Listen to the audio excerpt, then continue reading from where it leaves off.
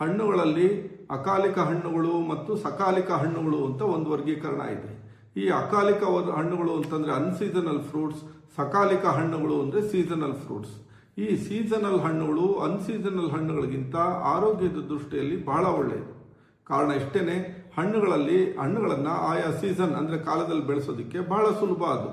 So who ಬರ್ಸೋದೇನು natural ಆಗಿ ಹೂ ಬರ್ತಾ ಇರುತ್ತೆ. ಹೂ ಬರ್ಸೋದಕ್ಕೇನು ಪೆಸ್ಟಿಸೈಡ್ಸು ಅಥವಾ ಸ್ಪ್ರೇ ಅವಶ್ಯಕತೆ ಇಲ್ಲ. ಆದರೆ ಹಣ್ಣುಗಳನ್ನು ಅಕಾಲಿಕವಾಗಿ ಬೆಳೆಸಬೇಕು ಅಂತಂದರೆ ಅದಕ್ಕೆ ಹೂ ಬರ್ಸ್ಬೇಕು ಅಂದ್ರೆ ಹೆಚ್ಚು ಸ್ಪ್ರೇ ಕೊಡಬೇಕಾಗುತ್ತೆ.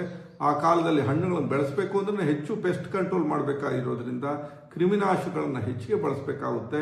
ಸೊ ಹೀಗಾಗಿ ಅಕಾಲಿಕ ಹಣ್ಣುಗಳನ್ನ ಹೆಚ್ಚು ಕ್ರಿಮಿನಾಶಕಗಳು ಮತ್ತು ಅದಕ್ಕೆ ಸಿಂಪಡಣೆಗಳನ್ನು ಬಳಸಿ ಬೆಳೆಸಬೇಕಾಗಿರೋದ್ರಿಂದ ಅಕಾಲಿಕ ಹಣ್ಣುಗಳಿಗಿಂತ ಸಕಾಲಿಕ ಹಣ್ಣುಗಳು ಅಂದರೆ ಸೀಸನಲ್ ಫ್ರೂಟ್ಸು ಆರೋಗ್ಯದ ದೃಷ್ಟಿಯಿಂದ ಬಹಳ ಒಳ್ಳೆಯದು.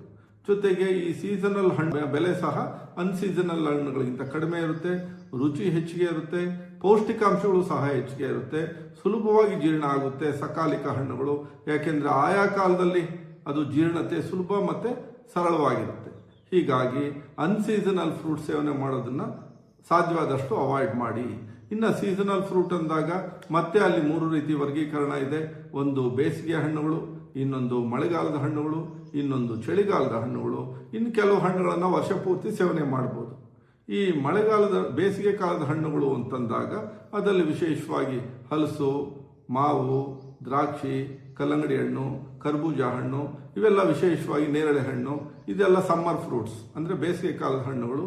ಈ ಬೇಸಿಗೆ ಕಾಲದ ಸಾಮಾನ್ಯವಾಗಿ ನ್ಯಾಚುರಲ್ ಆಗಿ ಬೆಳೆಸೋ ಹಣ್ಣುಗಳು, ಅದು ಬೇಸಿಗೆಯಲ್ಲೇ ತಗೋಬೇಕೇ ವಿನಃ ಹೀಗೆ ಬೇಸಿಗೆಯಲ್ಲಿ ಬೆಳೆಸಬಹುದಾಗಿರೋ ಹಣ್ಣುಗಳನ್ನು ವಿಶೇಷ ಸಿಂಪಡಣೆಗಳನ್ನು ಕೊಟ್ಟು ಇನ್ಯಾವುದೋ ಒಂದು ಚಳಿಗಾಲದಲ್ಲಿ ಮಳೆಗಾಲದಲ್ಲಿ ಬಳಸ್ತೀವಿ ಅಂತಂದ್ರೆ ಅದು ಆರೋಗ್ಯದ ದೃಷ್ಟಿಯಿಂದ ಅಷ್ಟೇನು ಒಳ್ಳೆಯದಾಗಲ್ಲ. ಏನೋ ಅಪರೂಪಕ್ಕೆ ಆಕಸ್ಮಿಕವಾಗಿ ಏನೋ ತಗೋಬೋದೇ ವಿನಃ ಸಾಧ್ಯವಾದಷ್ಟು ಬೇಸಿಗೆ ಹಣ್ಣುಗಳನ್ನು ಬೇಸಿಗೆ ಕಾಲದಲ್ಲೇ ತಗೊಳ್ಳಿ.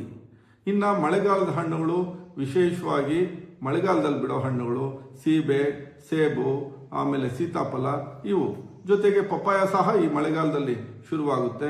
ಈ ಹಣ್ಣುಗಳನ್ನ ಮಳೆಗಾಲದಲ್ಲಿ ಪ್ರಾರಂಭ ಮಾಡು. ಈ ಮಳೆಗಾಲದ ಹಣ್ಣುಗಳು ಚಳಿಗಾಲ ಪ್ರಾರಂಭ ಆಗಿ 1-2 ತಿಂಗಳವರೆಗೂ ಇದು ವಿಶೇಷವಾಗಿ ಬೆಳೀತಾ ಇರುತ್ತೆ. ಹೆಚ್ಚು ರುಚಿ ಸಹ ಈ ಅವಧಿಯಲ್ಲಿರುತ್ತೆ. ಹೀಗಾಗಿ ಮಳೆಗಾಲದಲ್ಲಿ ಮತ್ತೆ ಚಳಿಗಾಲದ ಪ್ರಾರಂಭದಲ್ಲಿ ಈ ಹಣ್ಣುಗಳನ್ನು ಬಳಸ್ಬೋದು. ಇನ್ನು ವಿಶೇಷವಾಗಿ ಚಳಿಗಾಲದ ಹಣ್ಣುಗಳು, ಅದರಲ್ಲಿ ಚಳಿಗಾಲದ ಹಣ್ಣುಗಳಲ್ಲಿ ನೆಲ್ಲಿಕಾಯಿ, ಆಮೇಲೆ ದಾಳಿಂಬೆ, ಆಮೇಲೆ ವಿಶೇಷವಾಗಿ ಆರೆಂಜು, ಮೂಸಂಬಿ, ಪಿಯರ್ಸು, ಇವು ಚಳಿಗಾಲದ ಹಣ್ಣುಗಳು. ಚಳಿಗಾಲದಲ್ಲಿ ಇದು ನಮ್ಗೆ ಹೆಚ್ಚು ಸೂಕ್ತ ಆಗುತ್ತೆ.